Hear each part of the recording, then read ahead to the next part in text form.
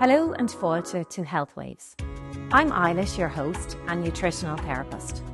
So most of us know what's healthy, what's unhealthy, what we should and shouldn't be eating. But what happens when people get stuck into a cycle of the latest trend, yo-yo dieting, possibly counting calories, watching everything that they're eating and looking on foods as good foods or bad foods? So my guest today is Leanne Moran, and she works with exactly this type of client to help unravel where these emotional type of eating behaviours are coming from. Looking back, seeing where this started or how this grew and developed over time.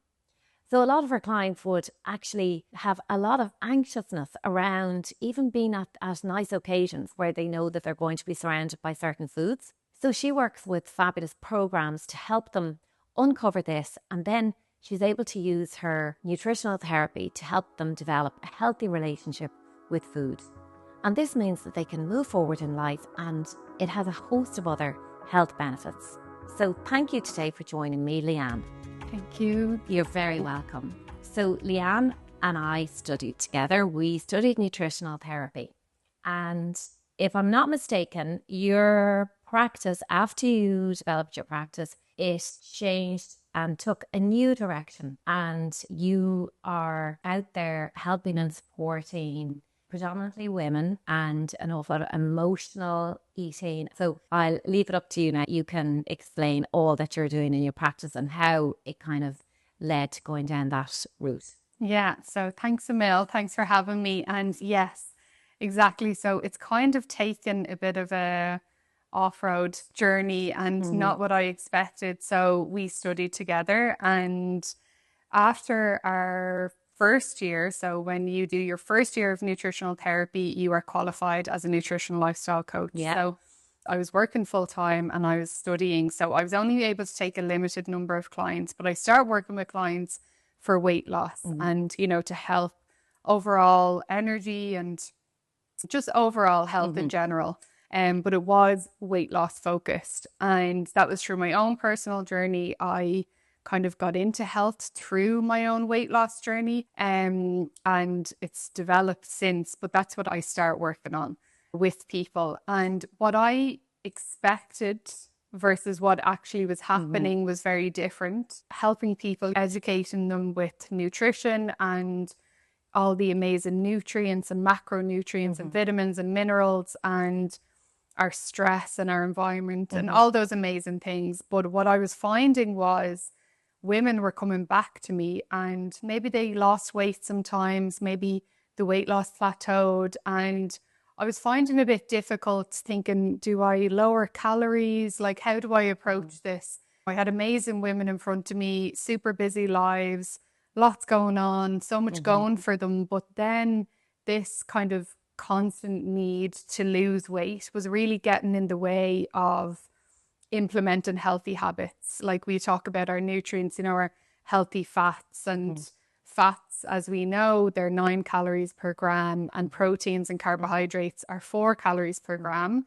Fats are essential nutrients. We need them so much in our diet. This is where I was kind of coming to, I suppose, a bit of difficulty in my practice saying, okay, how do I navigate this? So I decided then to specialize in hormones. We were moving into our second and third year in college, and Yes, I remember as well. It's like, it was such a change from the first year to when we really start getting into the real nutritional therapy, you know, the systems of the body and how to optimize each system. And so I became fascinated by hormones, and that was through, again, my own personal kind of journey and symptoms. So I start helping women with hormone conditions such as PCOS, endometriosis, and even just general cycle related, you know, mood, energy. Like a lot of clients felt great for first 2 weeks and then felt awful for 2 weeks. So really trying to optimize their health through nutritional therapy for hormone health. But again, what I was finding was amazing women in front of me, and I had all this amazing knowledge and all this, you know, I've such a passion, we've such a passion for nutritional therapy. But it's when you're actually implementing it day to day, if you have a difficult relationship with food, if you have certain beliefs and judgments around food and a desire, a constant desire for weight loss, that desire for weight loss clouds this amazing nutrition and everything that nutrition can give to us, because we're in a very reductive mindset. So this is when I decided, and again, it was true, I was actually having a similar experience myself. So I had lost weight years ago.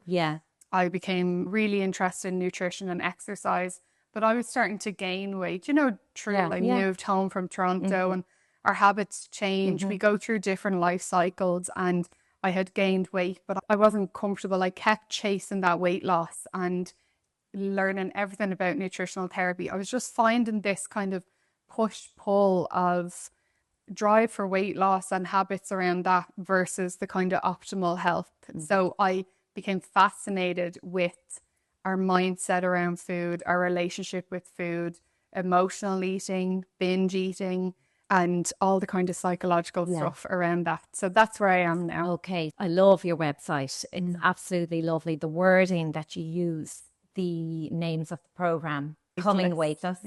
It's such a lovely way of describing what you do. And I think what you're saying is that a lot of the people you see then are probably where you were coming from as well.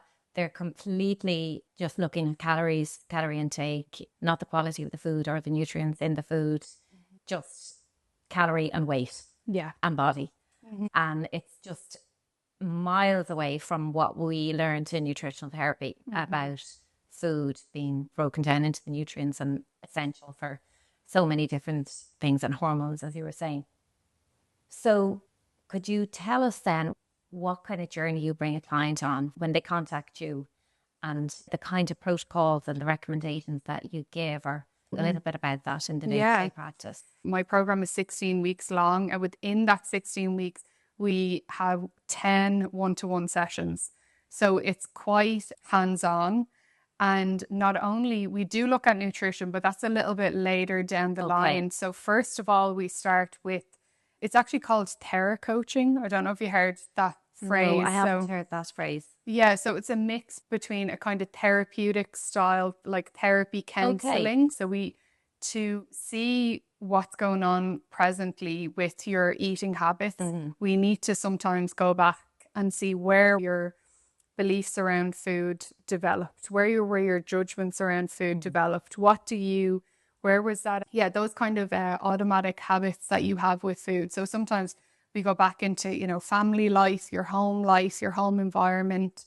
How do you think about food? Because we all have such different mindsets and beliefs around food. And so we first start with that. We try to unlearn and pick through, deep dive into those beliefs and those judgments around food. And then we move into understanding our automatic habits. And we speak a little bit about the brain, and specifically in binge eating or emotional eating, any habits. If you have a habit that you keep doing, and logically, say after you do the thing, so if you have a binge episode or emotional eating episode, and after you think, I'm never doing that again, I don't want to do that. So your logical side, which is what they call your human brain in that book, knows, okay, that isn't good for me. So the chimp is running, and there's another part of your brain, which they call in the book is the computer. So the computer stores all of your automatic loops, and it's unconscious. Just like you know how to brush your teeth or drive your car. They're unconscious. You don't have to think about it really. So they're stored in your computer part of your brain. And then your chimp is the reactive part. You get home from work, you're super stressed, you're overwhelmed. You go to the fridge, you eat a packet of whatever food. The chimp is reactive to emotion. It's reactive to fear. It runs on fear. And it's very dramatic. Like, think about a chimp. It's very like dramatic, and it doesn't think. And it doesn't think ahead. It just does things. Exactly. So no consequences comes into it. So this is the brain part. And then we talk about the human part. So your human part, unfortunately, is a lot slower to come into this habit loop. And another part of the program, we break down the habit loop. So your trigger, your craving, your reward, and then your consequence.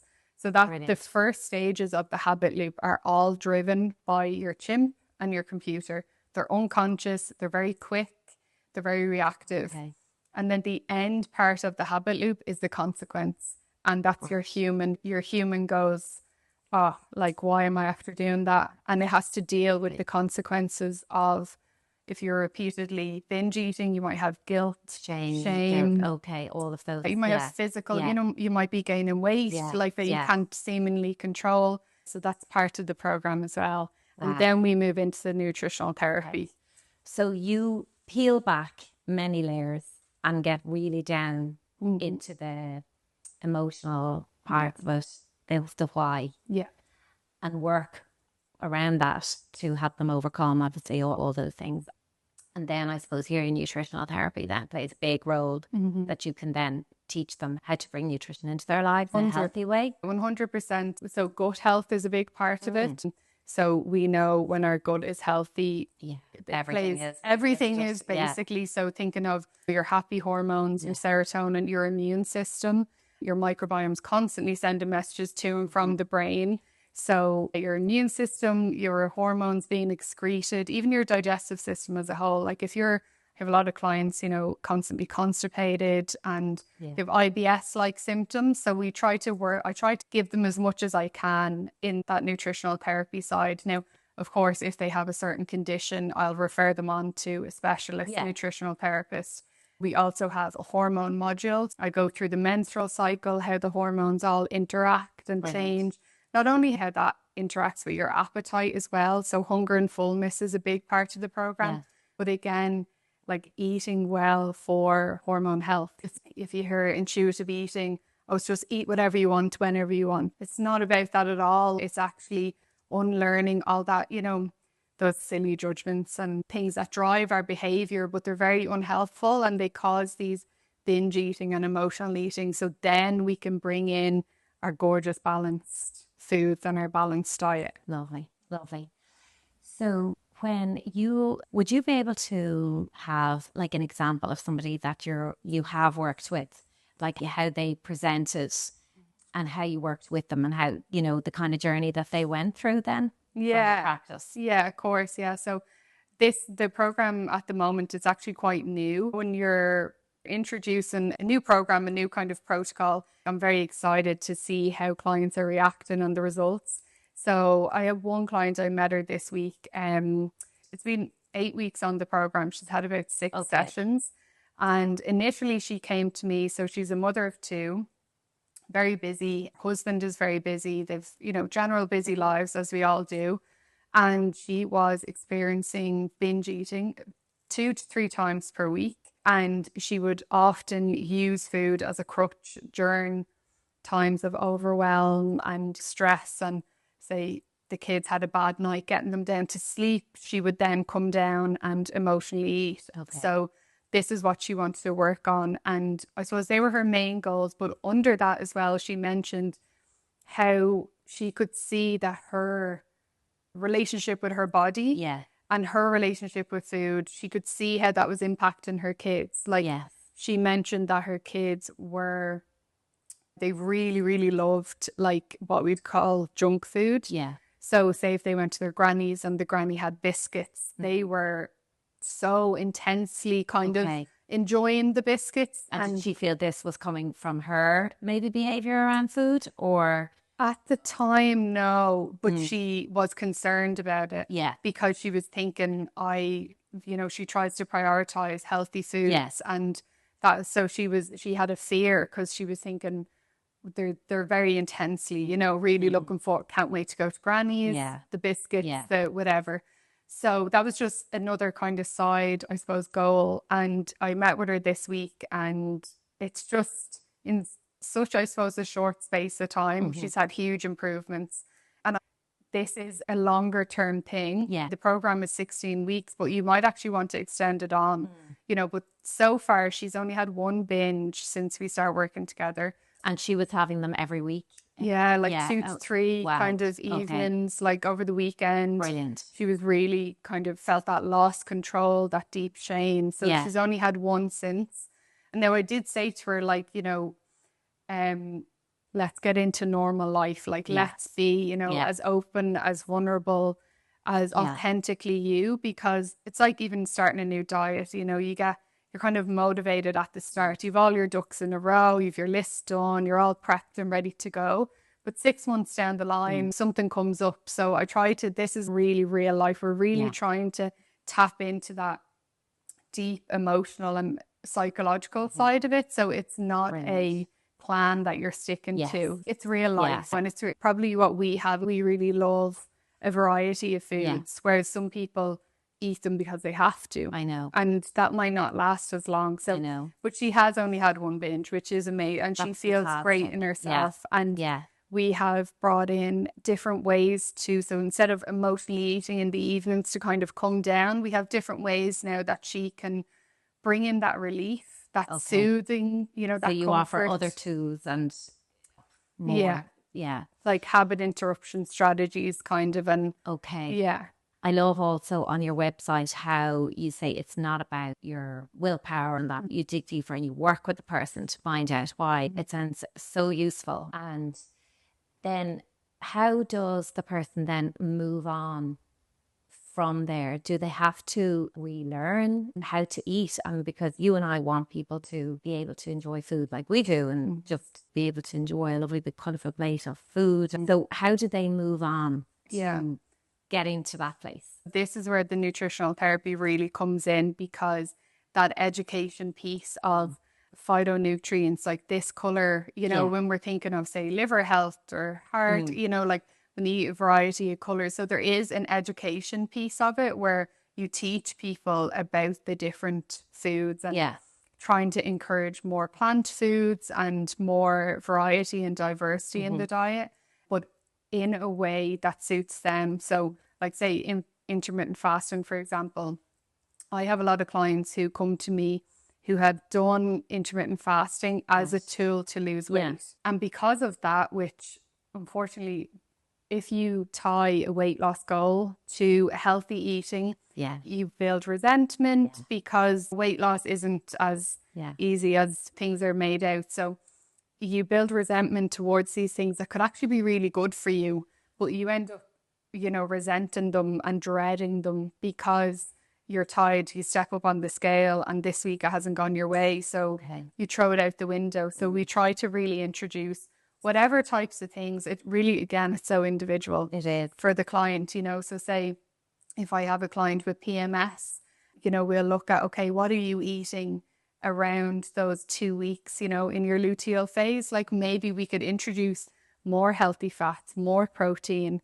like maybe, and it's not about restricting these kind of treat foods or fun foods or whatever you want to label them, but just saying, okay, so you know the way you go for a coffee and a cake on that Thursday morning, if that's actually coming up to your period, maybe that actually won't suit your hormones that day, or it won't suit your energy levels that day.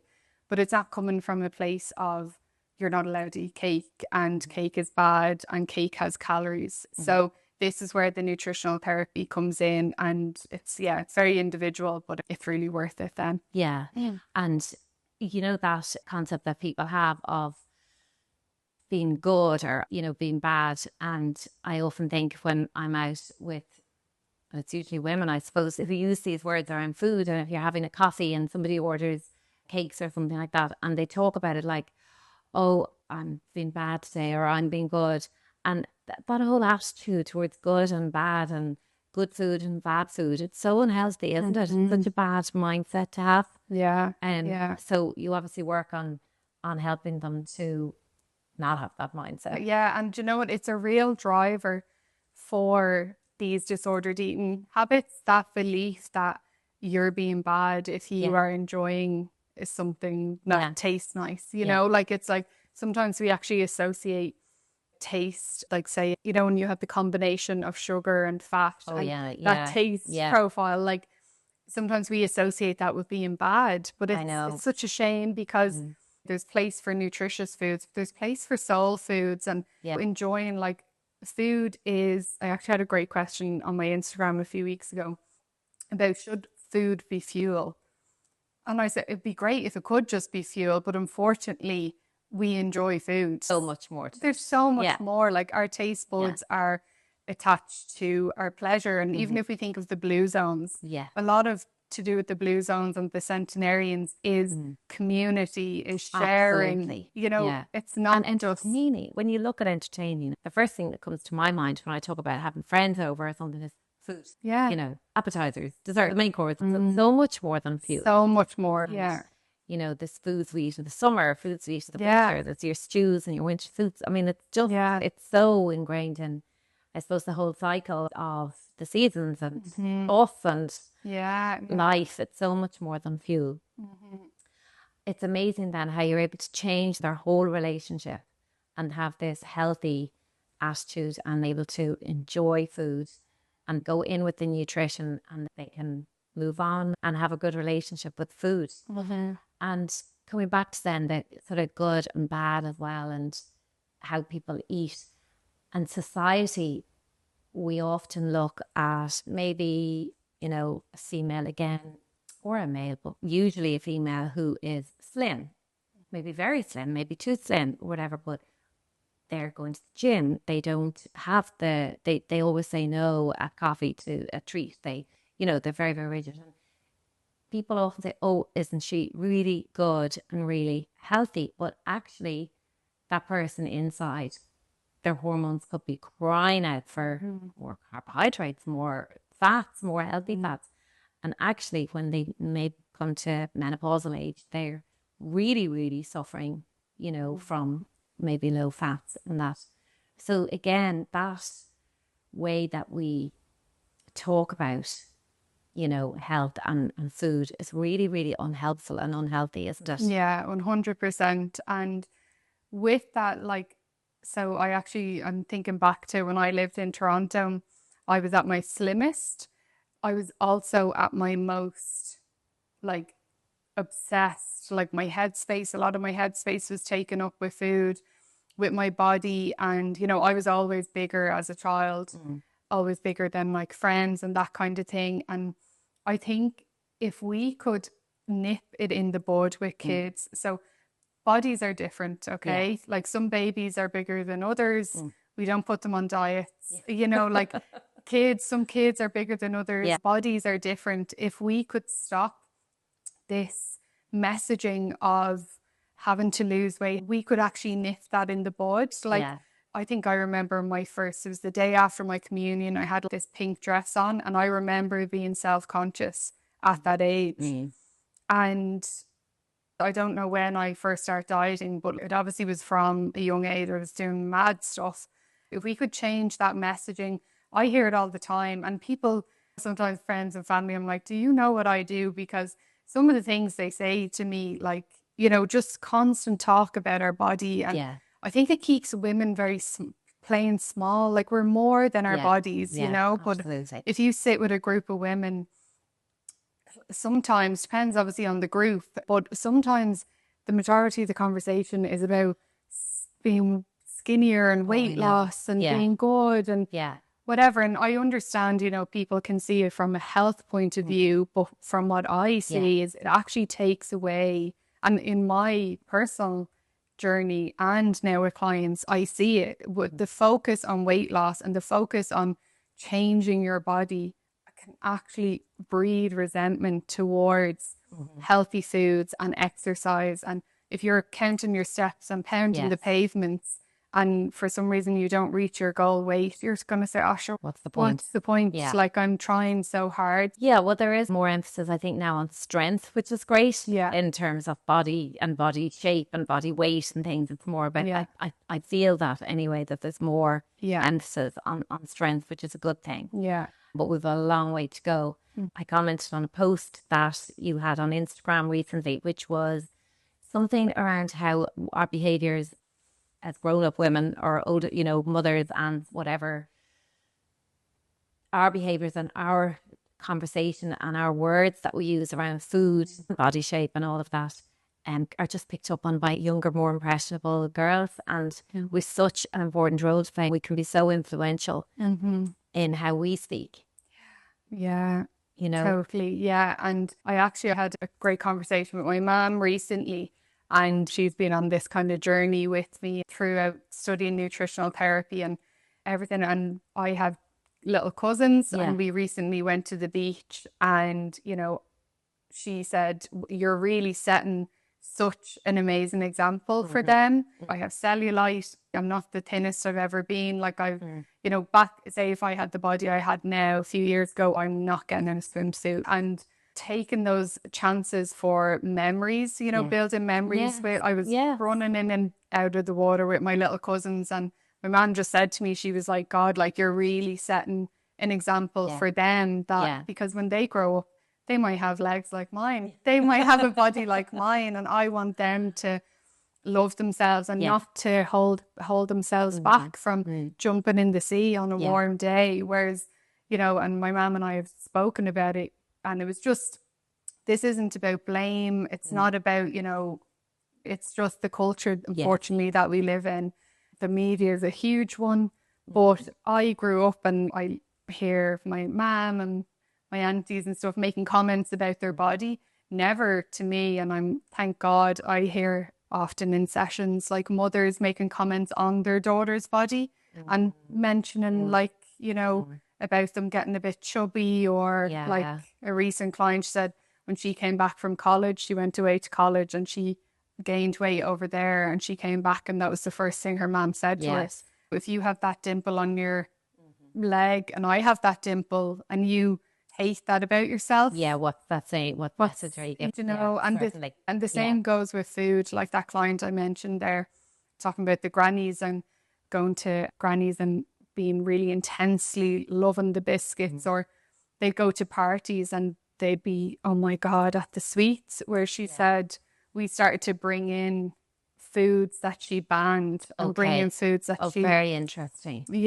And she said since we started to do this, she noticed the kids are actually eating more of their dinners and more kind of, you know, healthy, normal food, because the other foods don't have such a pull. They don't have such a drive. Because they're not completely banned anymore. They don't have such a draw. They're not as attractive. Because they're actually allowed, maybe having. So how can you reintroduce these sort of banned type foods in a healthy way? This is what we'd call habituation, food habituation. And it's very common for us to grow up, and throughout our dieting careers, we completely cut out foods. So if I'm telling somebody, a client about this, I use almond croissants as my... Love them. Love them. Have you had the ones from, what's that place? Bread 41? Are they? They're like huge, and they weigh a ton. They've so much of the real almond in them, because some of them just don't have enough almond. So I use this as an example of almond croissants. I love them. And because I love them, and obviously I was always trying to lose weight, of course they are full of trans fats. You know, they're pastry, they're deep fried. So I was like, of course I'm not going to eat them. And this is just one example, but I did this with lots of foods, you know, because... So they were banned from your life? They were banned, You know, obviously I'd have one maybe the very, very odd time, but I'd make up for it, or I'd feel guilty about it. They were basically off limits. So I worked with somebody healing my relationship with food for 10 months, and habituation is part of it. So we decided to do it with croissants. So you asked about how to do this in a way, literally, and this sounds scary, and this is why I say it depends on what stage my client is at. Like, I don't say when we first start working together, just bring in all the foods, you know, because as you know, they can impact you, your mood, your whatever, hormones, everything. So we do it in a way that's comfortable, and you don't, I suppose, you don't scare yourself off. So I was at this stage where I was like, right, I'm ready.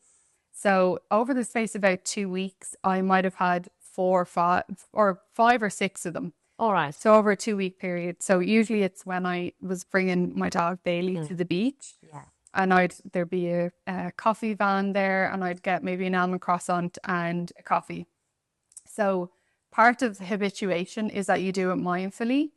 So I would have the croissant, but I would really enjoy it and savor it. I'd savor it. And as I'm eating it, like, even breaking it down to like, what does that taste like? Yeah. What does that feel like in Eating your mouth? mindfully, kind of. Yeah, Yeah. 100%. And it's very important for habituation Right. to really get to grips. Okay, what does that taste like? What does that feel like in your mouth? What's the texture like? You know, how are you enjoying it? So what I found was, and this is the process. So the first few, I would eat the whole lot. Okay. And then I kind of realized, say when I got home, I was like, I don't feel too good. I don't feel great. Like, and, you know, this doesn't feel good. Say I'd go to the gym, thinking of a Saturday morning now, I'd go to the gym, but I think I actually don't feel like I could go to the gym now. I feel a bit sicky. And you hadn't really fueled, like you haven't get, Yeah. And even that kind of taste couldn't be around without eating. I was starting to go, oh, it's grand. I maybe don't like them that much. Yeah, you know? Like it's not so you'd really put them up there, like you'd really elevate them, but they weren't. No. So this is the whole habituation thing. So by the end of the whatever 6 days that I kind of had the croissants, I wasn't even eating the full thing. Whereas before I would have to eat it because it's always going to be restricted down the line. Whereas now you habituate, you get used to the flavors and the textures, and then you go, oh, they're just like it's. So you could that's just what it tastes like. Take some and then leave the rest. Exactly. So a much healthier approach. Yeah. Like if you had them here now, if I wanted one, I'd have them, but I don't. It's not like Whereas a lot of my clients, if they were beside crisps, like they would not be able to not have them. They'd actually, some clients, they move to a different room, or if their family comes home with cakes or buy crisps and they put them, they'd say no, hide them, because if they're there I will eat them. Whereas that's not right. Like, that having that mental hold on you isn't right, and it stresses out the whole family as well, because you're controlling things when it's quite unnecessary. When you've healed, like I can have whatever's in the house, not like, oh God, that's there, so constantly thinking about it. That's sort of healthy attitude. Then obviously people don't binge with it, they don't overdo, then they're able to have whatever way you want to call those foods, street foods or whatever. They're able to have them in a healthy way, and can be part of their exactly without walking into a room where there's a party going on and being petrified of standing next to the table or something. Or like things like holidays. Like a lot of clients would say they dread holidays because they just go all out. Isn't that awful? Yeah, because it's like they're relaxing and there's all these varieties of foods that they're always off limits. So it causes them such stress, whereas anxiety and everything. And then the shame and the such an interesting area, and so much to be peeled back before they can move on. If you were to give 3 top tips to the listeners around the type of clients that you see, what would they be? Okay, so 3 top tips. They could be nutrition, lifestyle, coaching, whatever area. Okay, so the first thing I would think is to grab yourself either a notepad. I love writing things down, or use the notes on your phone. Over the space of a day or 2 days, maybe a weekend as well, at every meal time or snack time, just observe your thoughts and your feelings around certain foods. And, if you have, say, chicken fillet and vegetables, like, do you feel virtuous and you feel, oh, I'm being good?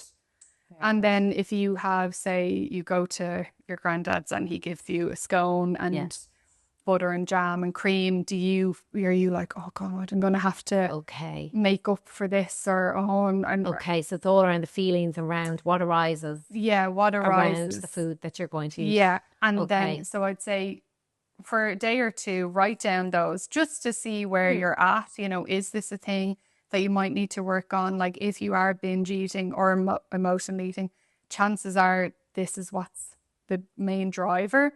So even just recognizing them and becoming aware of them is the first step. So I think that would be number 1.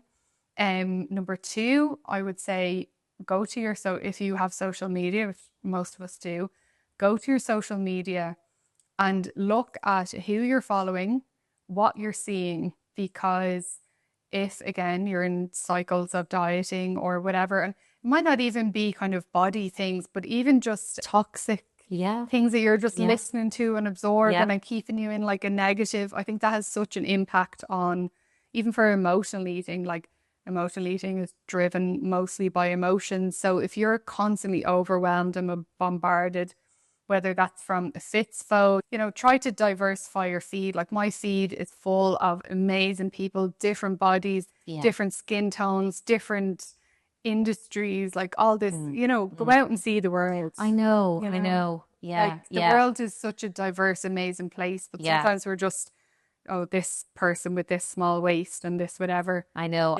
But if that was somebody obsessed with trying to create a better body, they're going to probably have a feed full of like bikini body, the perfect body, all that. So really toxic. I remember back in my dieting days, like, I had one coach person told me to get a picture of a body that you want to be. Oh gosh. And put it up. Always will see it. Yeah.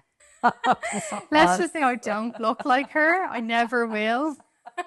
She may as well be a different animal altogether. Such an awful piece of advice for anyone. Yeah. And do you know what I saw recently? Because I talk about dieting and stuff, my ads, they're all about, 6-week transformation. Yeah. I'm like, oh my God. But I saw recently a dieting program that said lose whatever kilos in this 12 weeks. And it said build deep inner confidence. I said, you're not going to get inner confidence from constantly striving for a different body. Like, if you can't, it just doesn't make sense. So I just think we need to be mindful of what we're consuming, because you might think, I want deep inner confidence, I'm going to join this weight loss program. Okay, you might lose weight and you might keep it off. Maybe you are going to be one of those people, because I'm not saying that all diets fail. Some people have lost weight and they have kept it off. But if you have emotional eating, binge eating, relationship with foods, something else to get to first. It's not going to work. The chances of you keeping that off, so you're not going to get deep inner confidence. If anything, if you regain the weight, it will actually make you worse. So worse. It will actually make you so. That's why people don't go to the gym. They don't try new classes, because they're so body conscious. Whereas if we focus on building your self-worth, your self-esteem, regardless of your weight. So you're not, like, I hear from clients, I'm too embarrassed to go to the gym because of my body. Weight loss isn't going to solve that. No, it's not. Of course it's not. Get professional support. Yeah. I think there's one, it's called like the last diet trap, or one final diet trap. So people who need to heal their relationship with food, sometimes they think, I'm going to diet, I'm going to get to my weight that I want to get to, and then I'll work on my relationship with food. Okay. But you can see where that goes. Often it spirals, even deeper. So I would just say, just get help now, because you're just speeding up the process, basically. So, Excellent. This is amazing. Leanne, would you like to tell us a little bit about people can find you and any events or programs that you're running at the moment? Yeah, thanks. So you mentioned my website. So that's just leannemoran.com, just my name. My Instagram is just leannemoran_com. Okay. And I do a weekly Q&A there. So if you have any questions that you'd like to ask, I'll come on then and I'll answer it on my stories. So whatever your question is, you can send it in there. Such an interesting conversation, and very helpful for me in my practice too. And it was just great talking to you. So thank you so much, Leanne. Thanks so much. Thank you. I would like to thank our wonderful sponsors at Wild Atlantic Health. Our listeners can use the promotional code Healthwaves20 to receive 20% discount on purchases. So go to www.wildatlantichealth.com.